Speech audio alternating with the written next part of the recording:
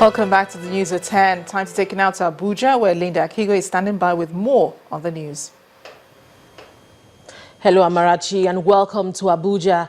The Court of Appeal in Abuja has upheld the election of Governor Ifeanyi Okowa of Delta State. In a unanimous judgment, the two appeals filed by Great Oboru of the Labour Party and Otega Emeho of the All Progressive Congress were dismissed for lack of merit and substance. The panel, headed by Justice Wani Abaji, dismissed the petitions on the ground that the appellants failed at the lower tribunal to prove the allegations of corruption, malpractices and irregularities beyond reasonable doubt. Our correspondent Amaka Okafo reports. It's a public holiday, no doubt, but because election matters have to be concluded within a stipulated number of days, the appellate court delivered judgment in several appeals challenging the judgment of the Delta State Governorship Tribunal, which upheld the election of Governor Ifeanyi Okowa. The panel of 5 judges led by Justice Uwani Abaji agreed with the election tribunal that both the candidate of the Labour Party and the All Progressive Congress failed to prove beyond reasonable doubt allegations of malpractices in the governorship polls. The appellants in their petition alleged that the election of Governor Okowa of the People's Democratic Party was invalid because it was characterized by various irregularities and non-compliance with the Electoral Act.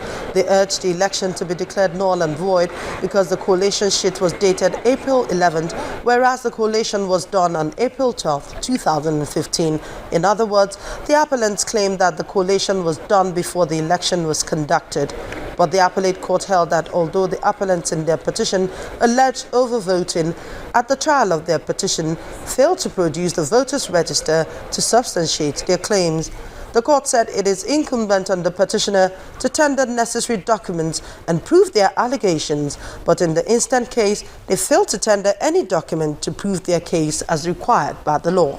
As expected, the People's Democratic Party hailed the judgment. The judiciary has done very well in this case. They have done what is right. What it shows is that what the lower court saw, they've upheld it, and it's justice for all. But the candidate of the All Progressive Congress and counsel to the Labour Party candidate had a different reaction to the judgment. Well, as a candidate, the court has done its ruling. My expectation was to succeed on behalf of Delta State that is yearning for a change. As you know, there's still one more level to go. I'm going to go back, consult with my lawyers, and we'll take that final decision. They have delivered the judgment. Our clients have the right to appeal, and we'll study the judgment and take necessary steps to appeal the judgment. The legal battle now moves to the Supreme Court, where any matter relating to the governorship elections will be decided. Amaka Okafo, Channels Television News.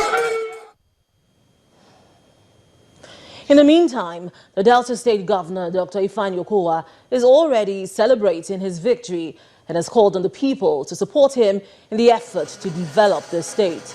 Dr. Ifeanyi Okowa was speaking during a Thanksgiving service at the Government House Chapel in Asaba, the Delta State capital, immediately after the verdict of the Court of Appeal in Abuja. The governor, who is accompanied by his wife and some top officials of the state government, said the time of disagreement is over. The Nigerians may be in for more surprises as we enter into the new year, as there could be more high-profile trials in 2016. The chairman of the Presidential Advisory Committee on Anti-Corruption, Professor Sagay, in an exclusive interview with our political correspondent, Seun Okimbaloye, says the last set of looting of a nation's wealth was in desperation to win elections at all costs. Professor Sagay says the present government is committed to fighting corruption at all levels. He started by telling Channels Television about the strategy in sanitizing the nation of corrupt practices. Efficient investigation, effective prosecution, speedy adjudication, and effective sanctions. Those are the 4 policies we're working on. And so you're going to see slowness at the beginning, but the result, when it begins to come, will make a great impact, will be a decisive departure from the past. What I saw from all I've put together is that this last set of looting arose out of determination for re-election. Money was being distributed recklessly and thoughtlessly in order to get back to power at any cost. The evidence is still hot. The witnesses are present. The amounts are huge, unprecedented. Amounts that have crippled the government from functioning effectively. The only thing you can do is to go after those first. And there is much, because I can tell you that the corruption is at every level, from these prominent politicians to the lowliest civil servant, and even private sector. They're all involved. But the ones in the public sector over which these high-profile politicians are involved, we've not done the calculation, but I suspect probably over 90% in terms of assets that have been stolen.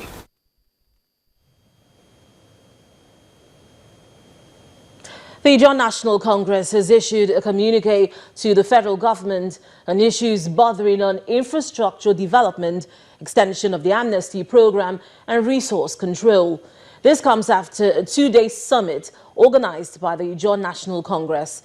The summit, entitled "The Role of Ethnic Nationalities in National Security, Unity and Sustainable Development," recorded robust deliberations after presentations were made by notable Ijaw indigenes. Men, women and youths drawn from 78 clans gather under the social cultural organization Ijaw National Congress, INC, for a summit to examine the state of the Ijaw ethnic nationality.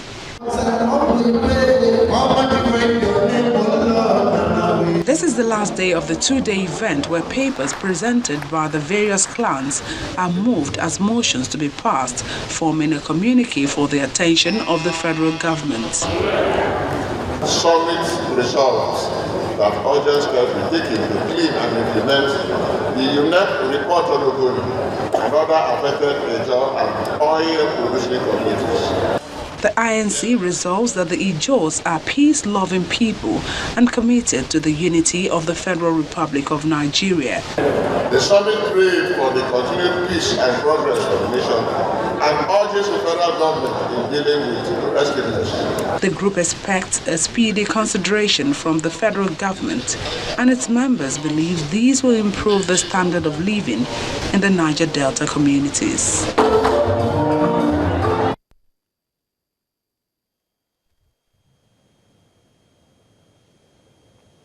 That's all from Abuja. Back to you, Amarachi.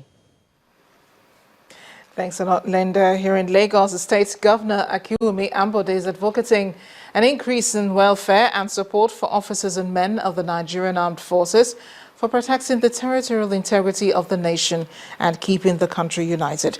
The governor made the appeal while launching the 2016 Armed Forces Remembrance Day emblem at the Lagos House Marina. Governor Ambode emphasized the need for all citizens to appreciate the gallant fallen heroes by making donations for the welfare and upkeep of their families left behind, especially widows and children. He added that it is important to appreciate men in uniform at this period, and the nation is faced with challenges of insurgency in some parts of the country. Let's head on now to business news. Here's Imana Amawe. You first. First Bank.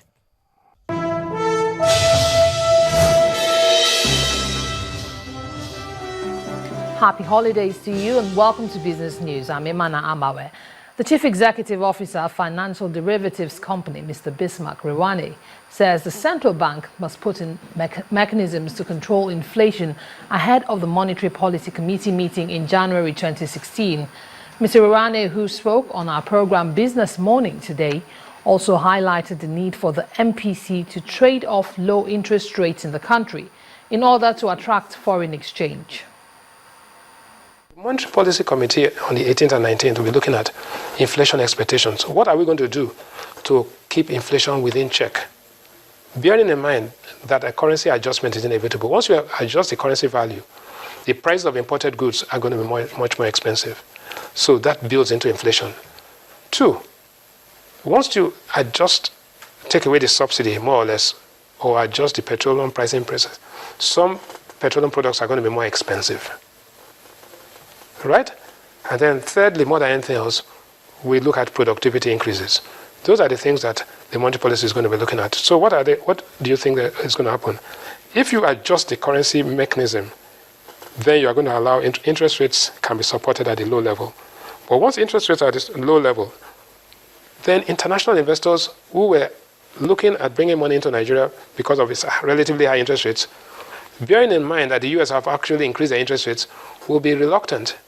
So for us to attract international investors, we need to also begin to trade off between those artificially low interest rates, bring them up a little bit, at the same time as so that we can allow foreign exchange. Meanwhile, the Financial Reporting Council of Nigeria says that certain aspects of the National Corporate Governance Code will be operational in the first quarter of 2016. The Executive Secretary of the Council, Mr. Jim Obaze, made this statement at the Council's annual summit in Lagos. According to Mr. Obaze, due consultations with industry players on the grey areas of the code have paved way for the implementation of the private sector and non-for-profit codes next year. And it's barely a few hours to Christmas, and many financial markets around the world are closed for the holiday. Here in Nigeria, the markets were open for 3 days this week. At the equities markets, the all-share index and market capitalization appreciated by 1.26 to close the week at 26,871.24 and 9.23 trillion naira respectively. The naira firmed to 266 against the US dollar on the unofficial market on Wednesday, after the central bank sold $10,000 to over 2,000 Bureau de Change operators, and as demand for the greenback declined. At the interbank market, overnight lending rate eased marginally to 0.75% on Wednesday from 1% in the last 5 weeks after the central bank refunded cash set aside for banks to buy dollars. The secured open buyback remained flat at 0.5%, and that's far below the Apex Bank's benchmark rate. Demand persisted in the bond market as average yield contracted by 9 basis points to 9.86%. And that's it on Business News tonight. Very many thanks for watching. I'm Imana Amawe. It's back to Amarachi for the rest of the news at 10. You first. First Bank. Still ahead of the news at 10. FIFA presidential aspirant Musa ability to know his fate December 31st, when the Court of Arbitration for Sports makes a decision on his eligibility. We'll have details soon. Please join us again.